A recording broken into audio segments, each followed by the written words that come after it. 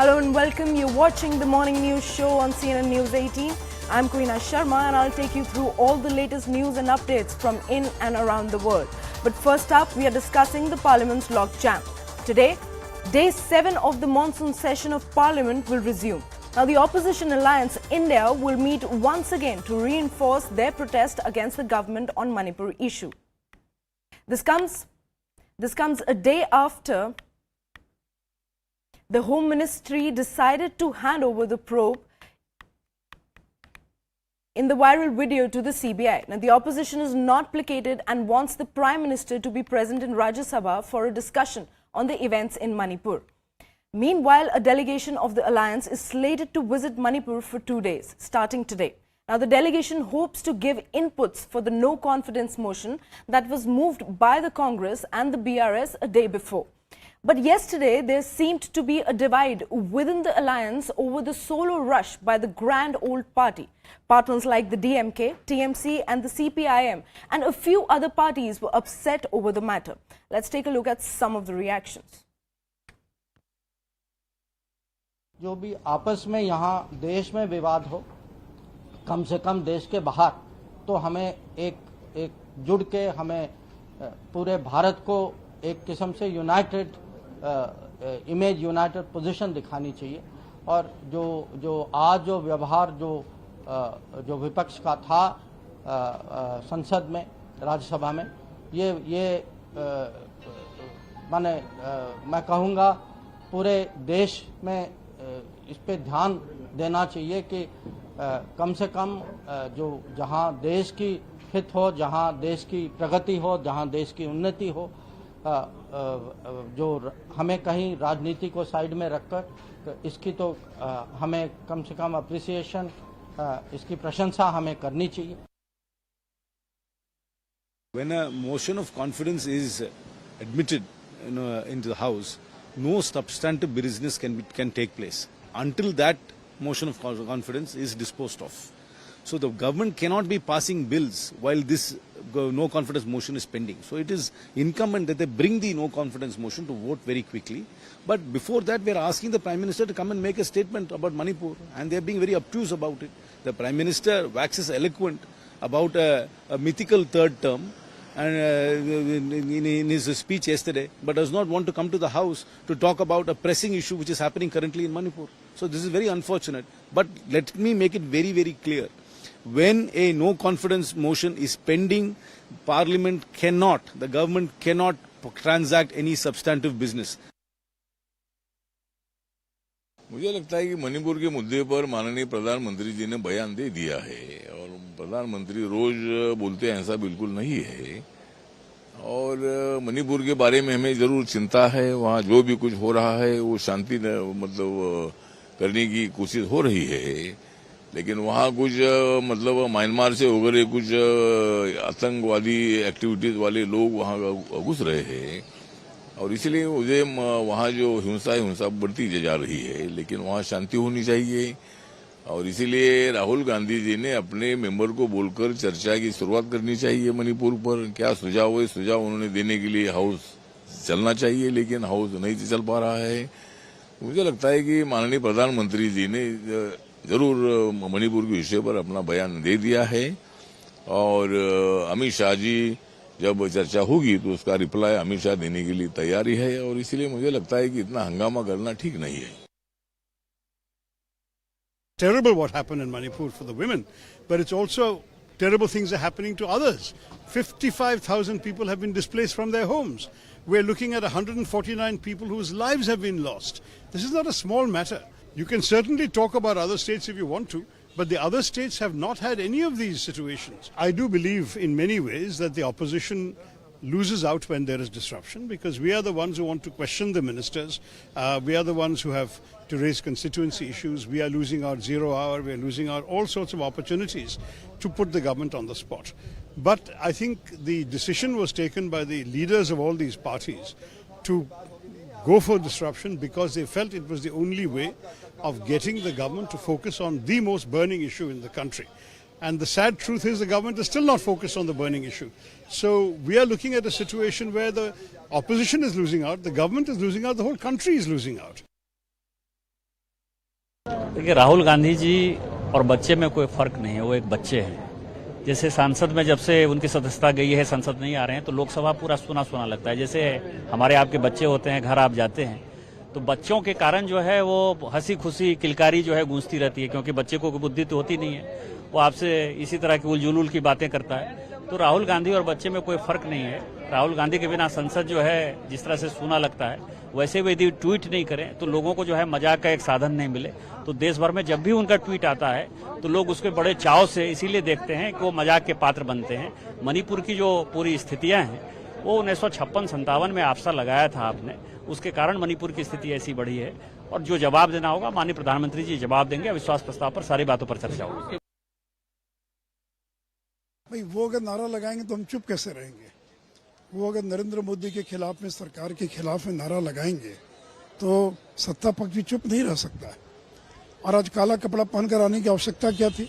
जब लोकसभा में कार्यस्थगन प्रस्ताव मंजूर हो गया, यहाँ भी जब हम डिबेट के लिए तैयार हैं, कल भी 0 आवर में स्पेशल मेंशन में कई विपक्ष के लोगों ने मणिपुर के मुद्दे को उठाया, तो जब सरकार तैयार है तो फिर यहाँ हंगामा करने का और सदन को नहीं चलने देने का क्या औचित्य था? आज तक एक भी 0 आवर नहीं हो पाया इस सदन के अंदर, क्वेश्चन आवर भी अभी तक ठीक से नहीं चल पाया।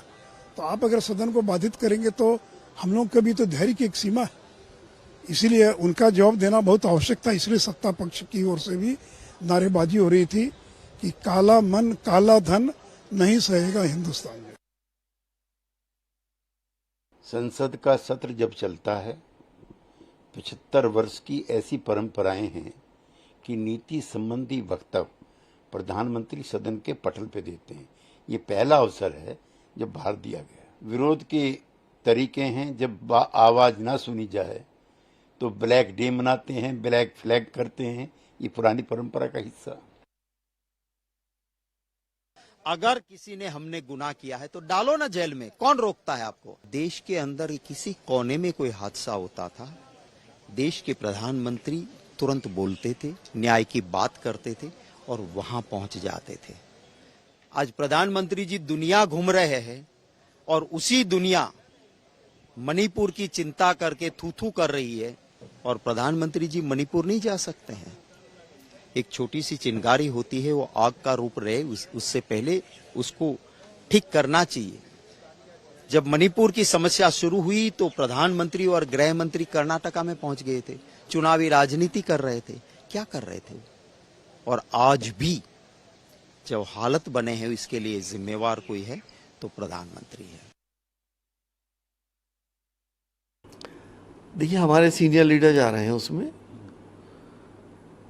प्रोफेसर राम गोपाल यादव जी जा रहे हैं, जावेद अली खान साहब जा रहे हैं। अब वो ज़मीनी हकीकत देखेंगे कि है क्या, कितने मकान बर्बाद हो गए, कितनी आग लग गई, कितने लोग मर गए, कितनों के साथ रेप हो गए, कितनों की असमत गरी हो गई, ये सब निकाल के लाएंगे।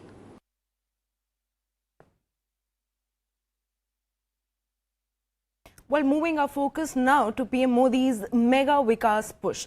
Prime Minister Narendra Modi is slated to inaugurate the annual Semicon India Conference in Gujarat's Gandhinagar today. Now, the theme of the conference is catalyzing India's semiconductor ecosystem. It aims to bring together global leaders from the industry and research institutions. Now, delegates from 23 countries, including high-level executives from Foxconn, Micron and AMD, are going to take part in the event. Now, it is important to note that the government's ambition is to position the country as a major semiconductor manufacturing hub, competing with the industry leaders like Taiwan. Now, speakers at the 3-day event include Yong Liu, chairman of Foxconn, Sanjay Mehrotra, CEO of Micron, and many more. Let's take a look.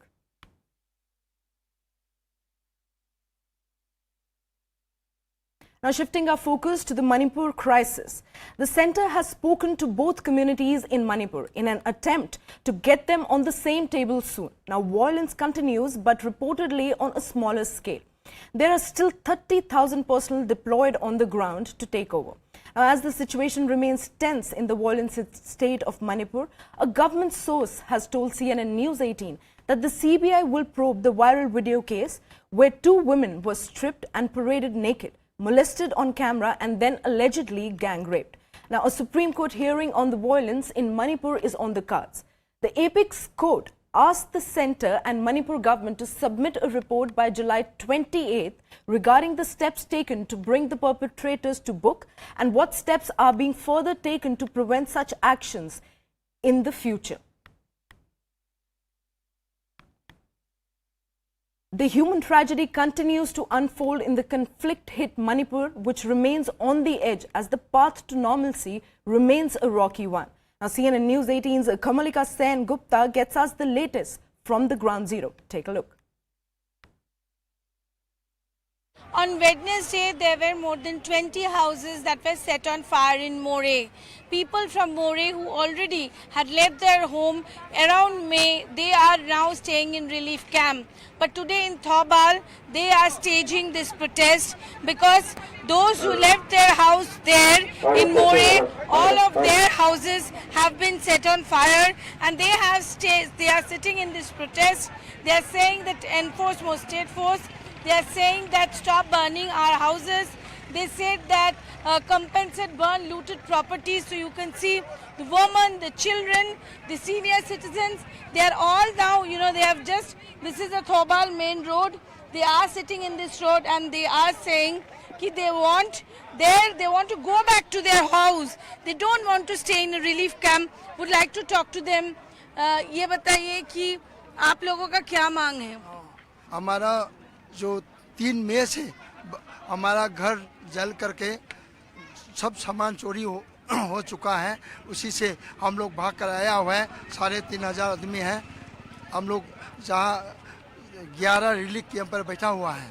हमारा जो मांग है, जो राज्य जो security force, जो IRB हो, जो कमांडो हो, एक बटालियन वहाँ रखने से अपना घर में वापस जाने के लिए हम लोग सब तैयार हैं। आपका डिमांड क्या है? We want to go back to our own homeland, that is at Churachandpur district, Manipur, and we don't want to stay further in this relief camp. We just want to go back to our hometown. So, our present government, please take necessary action. You did a press conference. You were saying something that there's something which has been reported which is not factually correct. What's that? Yes, it unfortunate, very unfortunate for what was reported in view of the channels that regarding this Sri Bhojagin Balte, the honorable MLA from Thalon Assembly constituency, about his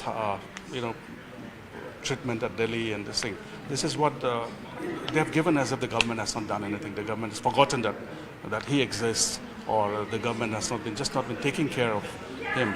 I think just such false narrative should be clarified, and it was needed that we clarify this. You see, since the beginning, a lot of fake news and the rumor that's has been spreading around. That's why the Honorable Chief Minister has requested all to verify the facts and not just jump into conclusion and believe in the rumors or the fake narratives that are being spread. As far as the number of women and children, or well, for that matter, anyone in the relief camp, we've made sure that regular checkup has been taken. The hill areas, we are in constant touch with the CMOs and all there, the chief medical officers and the DCs to find out what are the gap that needs to be taken up, and we are in constant touch with them so that they also get the facility, whatever is needed.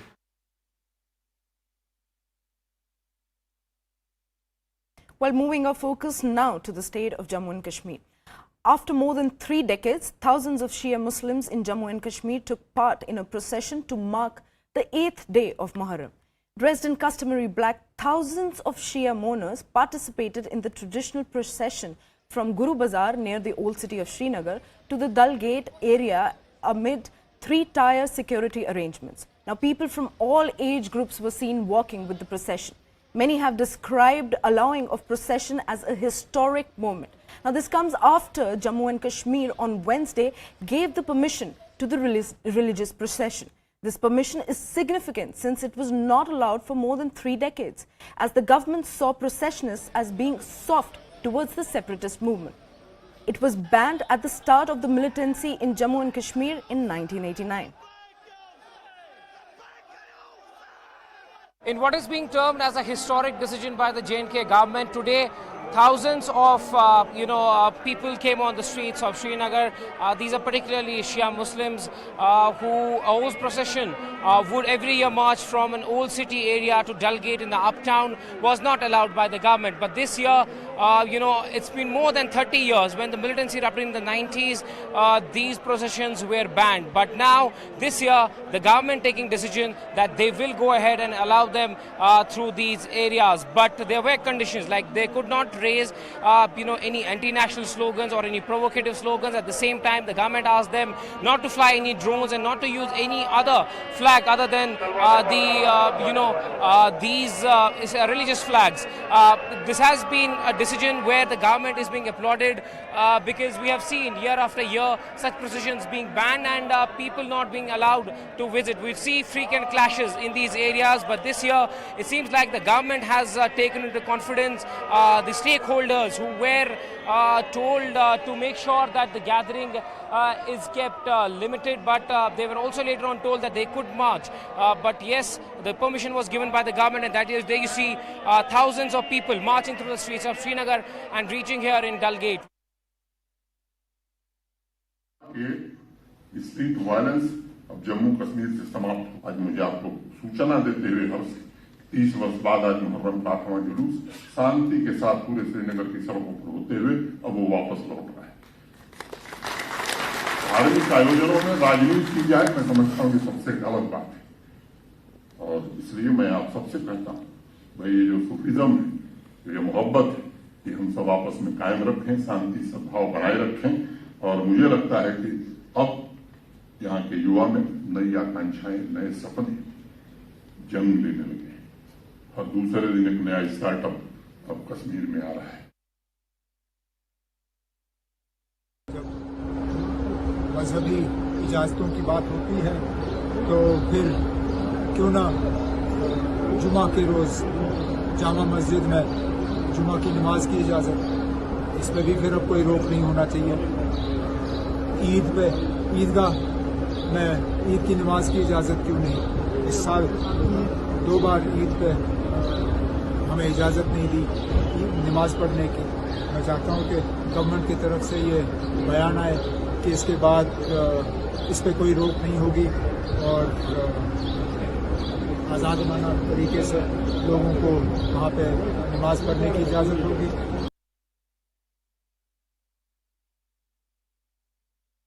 Well, those were the leaders welcoming the big move after 34 years. But now it's time for a short break. We'll be right back. Stay tuned because there's a lot more lined up on the other side of this segment.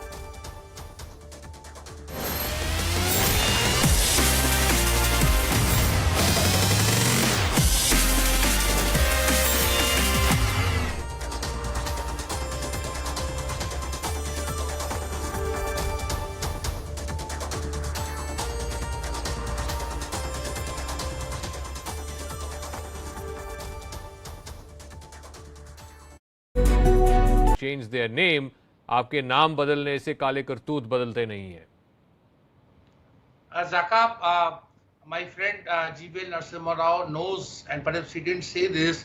See, in the Jain Hawala famous the diary case, the court of law said diary is not admissible as evidence. This is very well known, a very high power, high profile case was there. L.K. Advani and several others, they actually suffered politically because P.V. Narasimha Rao had brought in this giant diary case and he had implicated a lot of his people of his own party and opposition in 1996 and nothing came out. So the diary has a very poor checkered record. So the Prime Minister to flash a diary, I think it's something that's that reflects rather poorly on somebody who's head of the administration of the country. We know corruption is a very disturbing trend. We also know that. See, when I heard Prime Minister speak, I thought, Zaka, you're playing some speech which was, was there in 2014-13, that time when, he was a Prime Ministerial candidate. It's been 9 years. I don't have to take names, whether it is, Modi or Lalit Modi or Chokse and so many others. What is preventing Prime Minister from, getting all the fugitives and economic offenders? Some people say 33, some say 72, whatever number. What is preventing him from acting? What is preventing ED, CBI if there is a, No, but Rashid, the problem is the opposition, when ED and CBI act against so-called alleged corrupt leaders, then the opposition says they are being misused. They are being used as instruments. No, one second. You can't have it both ways. On the one side, you say they are being used as instruments to attack the opposition. On the other side, you're saying, why doesn't he use those agencies to get these fellows back?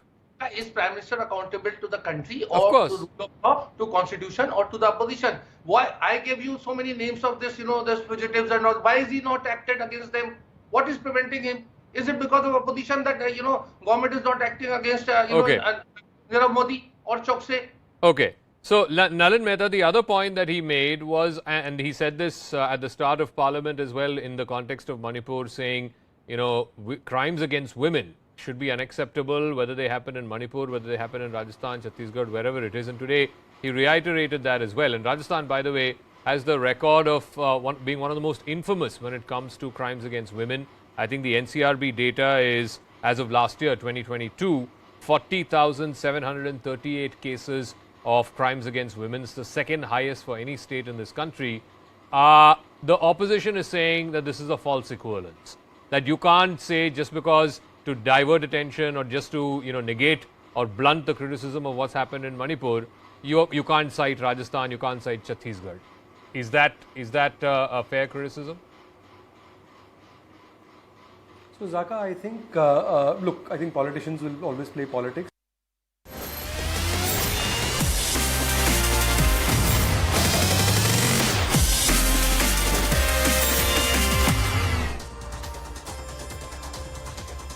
Hello and welcome back. You're watching CNN News 18. Well, now we are talking about the monsoon mayhem across the country that continues to lash. Now, in Maharashtra, the situation has reportedly worsened and many roads are waterlogged and vehicles were seen submerged in water. Now, the Met Department has predicted heavy rainfall and has issued red alert in some districts. Now, the BMC has given precautionary measures for avoiding unnecessary travel. In Telangana, light rainfall is expected today, but the government has issued warning for monsoon-related infection in flood-related areas. Now, the incessant rain and adverse weather condition has caused difficulties for the commuters, and hence all educational institutions will remain shut today. We're right across the Marine Drives promenade. This is the Marine Drives area. And you see that this entire stretch has been waterlogged after there was heavy rains that Mumbai experienced over the last 24 hours. In fact, it was this particular area, there's a Kolaba region that the IMD recorded had more than 200 mm of rainfall. Right here you can see this is among the poshest areas of Mumbai, and all these cars which have been parked on the road, their tires have been submerged in water. In fact, you see two-wheelers are finding it difficult to maneuver through this route. This, in fact, has been experienced as IMD had declared red alert in Mumbai until today, 8:30. But now, considering that heavy showers are still being witnessed in various parts of the city, what has now been seen is that there's a red alert declared until 8:30 tomorrow. Apart from Mumbai, we've seen that there's red alert declared in various other parts of the state as well, which includes Raigad, Ratnagiri, among others. Some of these places are the most affected places where there is a danger of flooding being expected. However, Mumbai, despite the fact that they have seen several heavy showers, suburbs which was not really affected much, has not had waterlogging instances being reported. But South Mumbai, which is among the poshest areas of the city, has seen waterlogging, and this in fact has been the wettest July as being said by IMD, wherein more than 1500 mm of rainfall has been received in Mumbai ever since July started.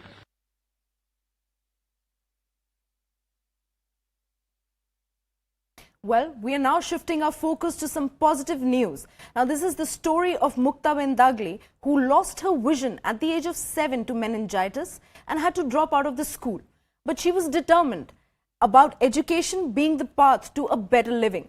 Now, through her unrelenting efforts and spirit, the 61-year-old has shaped the future of over 200 blind girls and several other people with disabilities and endlessly abandoned by their families. Let's take a look.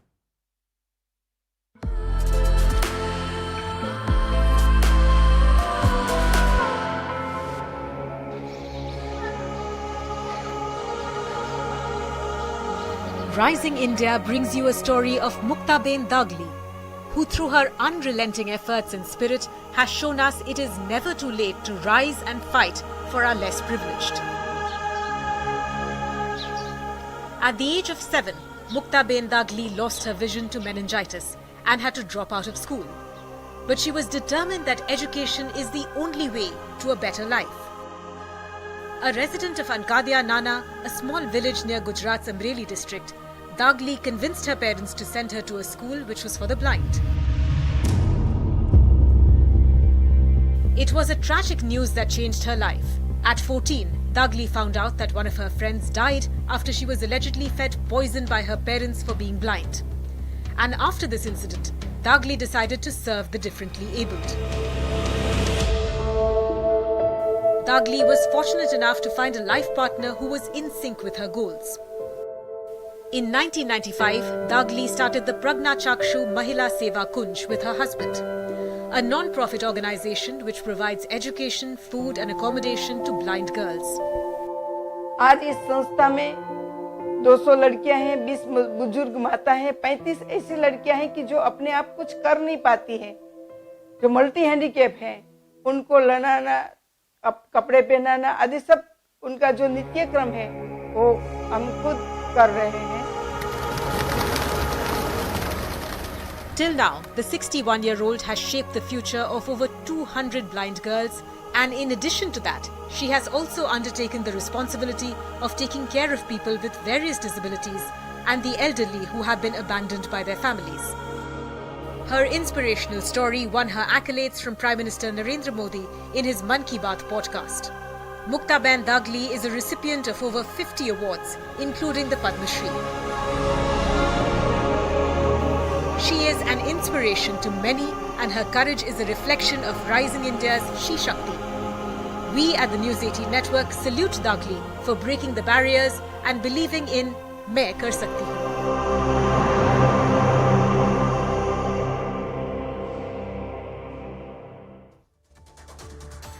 Well, with that inspiring story, it's a wrap from my side. Stay tuned to CNN News 18 for more news and updates around the clock.